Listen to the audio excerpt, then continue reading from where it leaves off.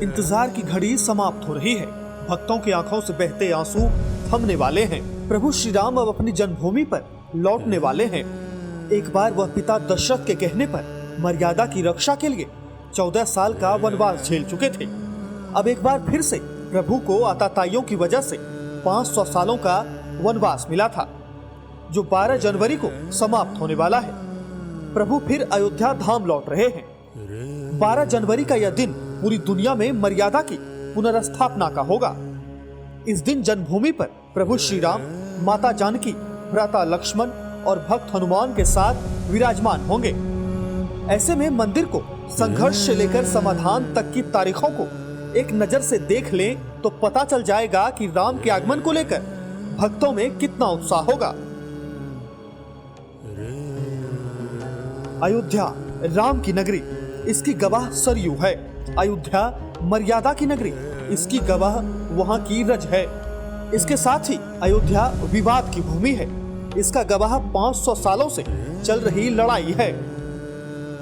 इस विवाद की नींव 500 साल पहले पड़ी थी। फिर प्रभु के यहाँ होने की लड़ाई पहली बार 1885 में अदालत तक पहुंची।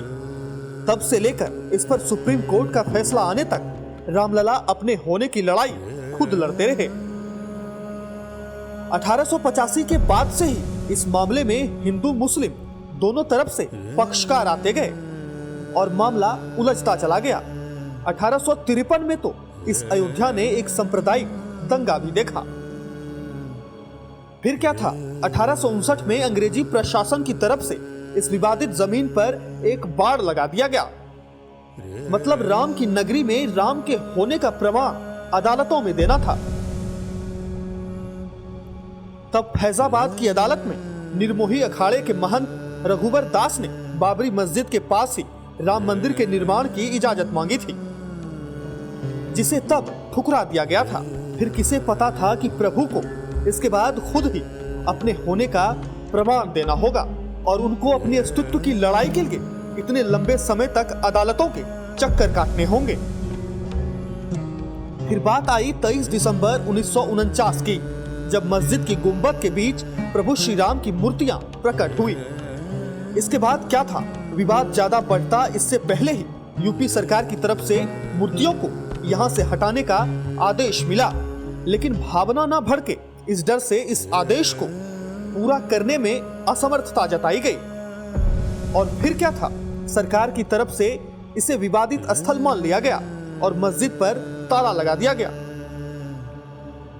फिर साल 1950 आया, जब फैजाबाद की सिविल कोर्ट में रामलला की पूजा और विवादित ढांचे में राम की मूर्ति रखे रहने की इजाजत की मांग की याचिका दाखिल की गई। इसके साथ ही एक बार फिर से निर्मोही अखाड़े ने भी तीसरी अर्जी दाखिल कर राम जन्मभूमि के प्रबंधन और पूजन का अधिकार मांग लिया। साल 1961 तक बात चलती रही और फिर यूपी सुन्नी वक्फ बोर्ड की तरफ से एक अर्जी दाखिल की गई, यहाँ से मूर्तियां हटाए जाएं और इस जगह को मुस्लिम बोर्ड के हिस्से में दिया जाए। यह तमाम अदालती मामले ऐसे ही चलते रहे और फिर 1 फरवरी 1986 को स्थानीय अदालत ने सरकार को हिंदू श्रद्धालुओं के लिए स्थान खोलने का आदेश दिया। फिर 14 अगस्त 1986 को इस्लामाबाद उच्च न्यायालय ने विवादित ढांचे के लिए यथास्थिति बनाए रखने का आदेश दिया।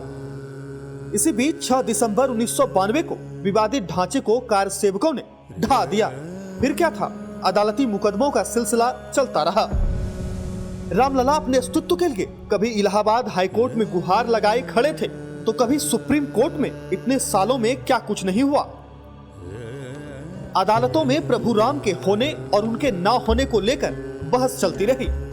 समय का पहिया भी अपनी अनवरत गति से घूमता रहा और फिर आया 9 नवंबर 2019 का दिन, जब सुप्रीम कोर्ट के chief justice of India Ranjan Gogoi के समक्ष 5 जजों की बेंच ने अपना फैसला सुनाते हुए विवादित जमीन विराजमान रामलला को दे दी और मुस्लिम पक्ष को वैकल्पिक रूप से मस्जिद बनाने के लिए 5 एकड़ जमीन अलग से देने का आदेश दिया। रामलला के भक्त फैसले के बाद उत्साह में डूबे हुए थे और 12 जनवरी को वहां अपनी जन्मभूमि की जमीन पर रामलला स्वयं विराजमान होंगे।